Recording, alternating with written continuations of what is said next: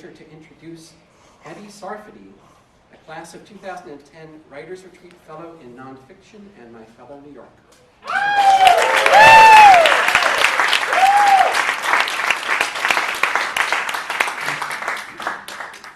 How's it sound? Okay. This is an excerpt from a piece about a trip I took when I was 30 with my mom and dad, Sonny and Mike, to Paris after my father was diagnosed with dementia. My mother was convinced the French were extremely anti-Semitic, and she was afraid to eat anywhere where the menu was not in English. Even without a time restriction, the Louvre is overwhelming.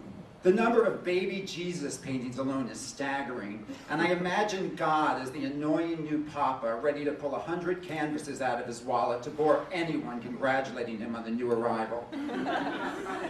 After several hours, I can't concentrate any longer. The art is going in one eye and out the other. Ma, I think I've had enough of the Madonna. How about you?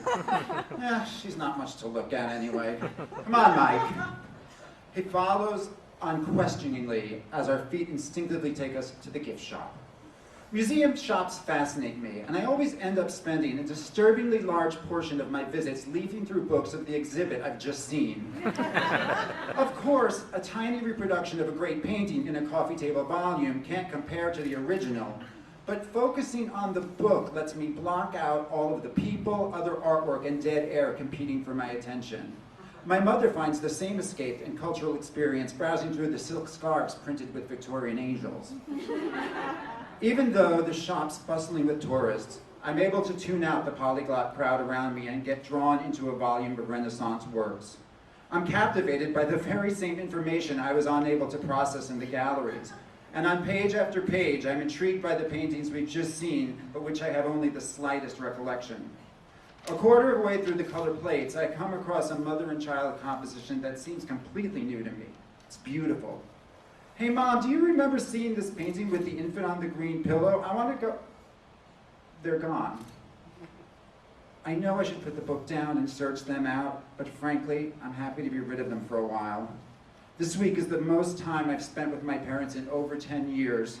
And these few minutes in the Louvre gift shop are the longest I've been alone with them since we left the tarmac at JFK. I turn my attention back to the book, figuring that they'll come and get me when she's bored of looking at museum-quality reproductions. 15 minutes later, my reading is interrupted by my mother's panicky voice. Where's your father?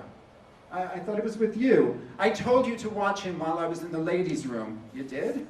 I did. I don't think you did. I said I did. Don't tell me I didn't. I did. Okay, you did. Let's just find him. We frantically search the shop and then scour the nearby galleries for almost half an hour. My mom's ready to call the police, but the museum staff assures her that that's not necessary. A few minutes later, a docent spots my father sitting quietly on a bench in front of a large oil of St. Michael vanquishing the devil. My mother lets out a cry that echoes through the hush-hush rooms and draws the attention of everyone in sight. God damn it, Mike! Ignoring the spectators, she kneels down next to him, takes his hand, and kisses him on the cheek. Her voice equal parts anger and relief. You can't wander off like that. I was worried something happened to you. I sit down on the other side of him. Are you okay, Dad? He doesn't say a word. He just points at the colorful image of Satan face down on the ground, crushed under the winged angel's foot. Our eyes follow his finger to the painting and then scan back up his arm to his face. From the way his eyes are focused, it's crystal clear that he isn't just staring blankly. He's not quite in the present, but he's definitely aware, almost as if he's listening to something. My mother, fixed on his profile, asked, "You like that, honey?" He nods. What do you like about it? Is it the angel? Is it the colors? I cut her off. Ma, let's just sit. My dad's intellect is shot, but the image is touching him even if he doesn't have the words to say how. In a way, he's like an animal with limited mental capacity, but with a full complement of emotions. A combination that I, who habitually undermine my own happiness with a bombardment of ingenious logic, almost find enviable. Unfortunately, unlike an animal, he hasn't been deprived of shame. The disease is cruel. It's taken away his abilities, but not the awareness that he used to have them. I can tell that expecting him to speak will only fuel the unfathomable frustration he must feel, and I'm happy to let him look as long as he likes.